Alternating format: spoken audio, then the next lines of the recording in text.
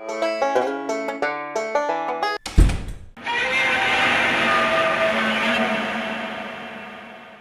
everybody, Yankee here. It's time for part 11 of our handgun series, What Guns Are Viewers Carrying? Alright, first we have Vikram Gupta, a good Indian last name. One of my best friend is engaged to someone whose last name is Gupta, and her children's last name is Gupta. They're probably related. I can't imagine there's a bunch of Guptas in India, right?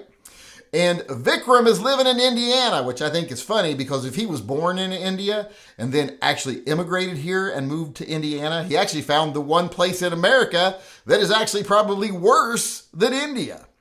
But that aside, he is carrying his Springfield Armory Hellcat. These are great little polymer guns if you're into these little Wonder 9 polymer guns. I personally am not, but a lot of people are. And this is probably one of the more popular choices you see. Now, Vikram has chosen the model here in the dual baby shit tones, or dueling baby shit tones, as I like to say, with black accents. And like I said, this is a great little choice in carry guns if you like the little Wonder 9s. And this is Vikram Gupta and his Springfield Armory Hellcat. All right, next we have Buff Largo. What if he's in relation to Buff Bagwell? I can't see in this picture if he's got a big furry top hat on or not. But you know, I doubt Buff's his actual name. His name's probably like Francis. People who go by nicknames like Buff usually have not the manliest first names. But he's got a really great carry gun, I'll say that. It's a Smith & Wesson 686 Plus deluxe model. Now, this is not only one of the best carry guns, it's just one of the best guns, period, if not the best gun, period. So he's definitely carrying an excellent carry gun. This is Buff Largo in North Carolina with his Smith & Wesson 686 Plus Deluxe. All right, next we have Kevin Hebert, and he is from Alabama. Alabama, Daddy R, as I always say. And you know what? Kevin Hebert actually put that in his email. He did the joke about Alabama, Daddy R, which to that I say, stop it. I'm the funny one. I'm the pretty one. I'm the one that gets all the attention. I'll do the jokes. Stop stealing my shtick. And with that being said, he's carrying one of my favorite guns, the Smith & Wesson 360 PD. This is their little super lightweight 5-shot 357 Magnum, titanium, scandium, all that stuff combined to make one of the lightest guns you'll ever pick up. It feels like a toy. You gotta be a real man to shoot this. So I'm thinking this is probably actually Kevin's wife's gun, but this is what he sent us here. This is Kevin Hebert, who thinks he's funny in Alabama, Daddy R, with their Smith & Wesson 360 PD. All right, next we got TB in Massachusetts. And you know what? If my initials were TB, like tuberculosis, I think I'd find another nickname to go by.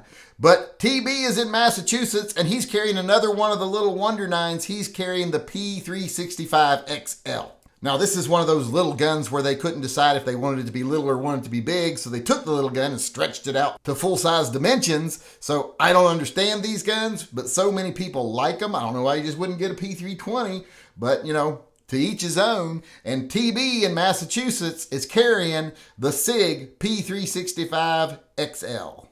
Next, we got Chris Batari, who's also in Massachusetts. We had a TB in Massachusetts. Now we got a CB in Massachusetts. Maybe they're related. But their tastes in guns are very different because Chris Batari in Massachusetts is carrying a Smith & Wesson 686 Plus. Like I said earlier, one of the best guns ever made, if not the best gun ever made, and probably the best gun on the market today. The 7-shot 357 Magnum Smith & Wesson 686 being carried by Chris Batari in Massachusetts.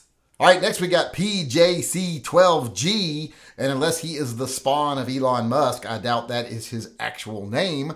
And he or she, I guess it can go either way with that name, is living in Pennsylvania, and they are carrying the Smith & Wesson 327 PC.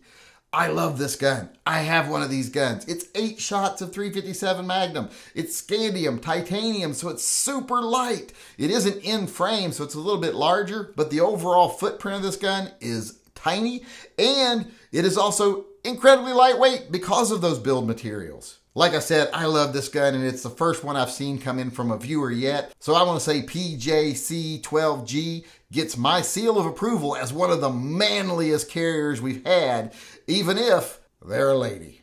All right, next we got Larry from Michigan, and he sent us a picture here of his Smith & Wesson Shield 45. And at first I was like, why is he wearing a catcher's mitt in this picture? But he's just got some big old chunky hands.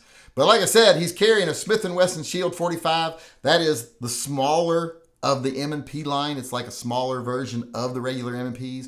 But this one is in 45 ACP. So I'm assuming that Larry not only has giant hands, but he probably also has a giant prostate because he's probably old because he likes 45 AARP. But this is Larry in Michigan with his Smith & Wesson Shield 45. And his backyard there is looking very peaceful. I actually kind of like that. All right, next we have Fine Ape. And I'm resisting doing the grape ape thing because I love grape ape. Why couldn't you be grape ape, Fine Ape? Talk about disappointing me. And speaking of disappointments, they're from Minnesota.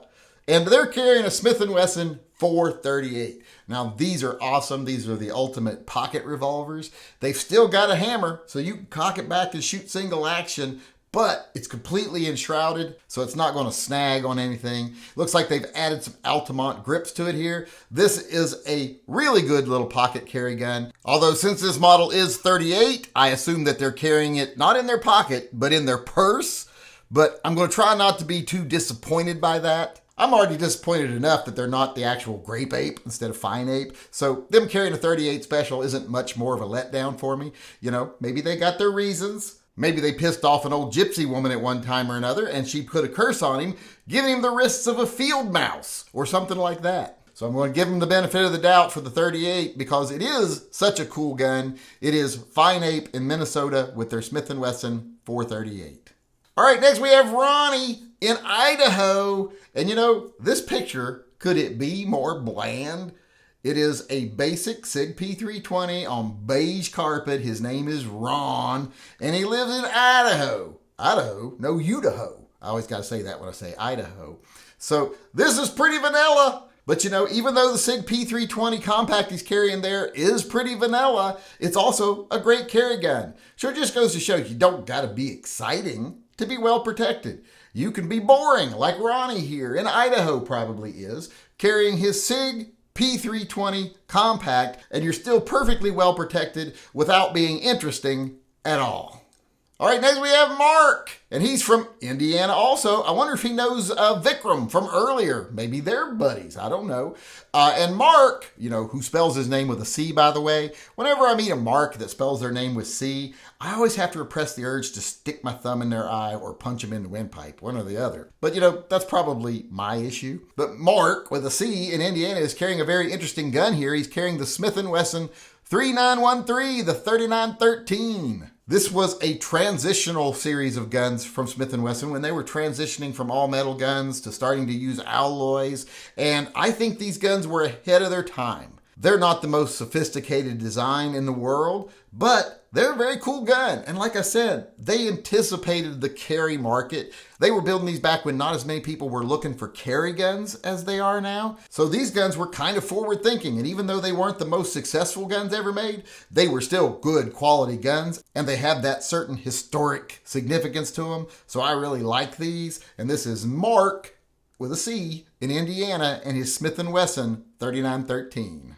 All right, next we have D. Thomas from Oregon. He's actually in Gresham, right across the river from me. And he's carrying a CZ Shadow 2 compact. And I have a feeling, I think he thinks he's better than me because he's got the CZ Shadow 2 compact, which I don't have, and because his Camaro is a stick shift. I think he thinks that makes him more of a man than me because mine is automatic. But you know what? I would have a stick shift if it wasn't for the fact that my knees are shot. I can't shift gears because of my bad knees. Now, why are my knees bad? Well, that's my business, not yours. But like I said, I think he's calling me out here. Plus, he designed his gun to match his car. What kind of loser designs their carry gun around their car that they got to match? That just sounds childish and silly, and I don't know who would do something like that. But still, I wanted to show him here, even though I think they're calling me out. It's D. Thomas over in Gresham, Oregon. Good luck not getting your wheels stolen over there. And he's carrying the CZ Shadow 2 Compact. All right, there was part 11. Part 12 coming soon.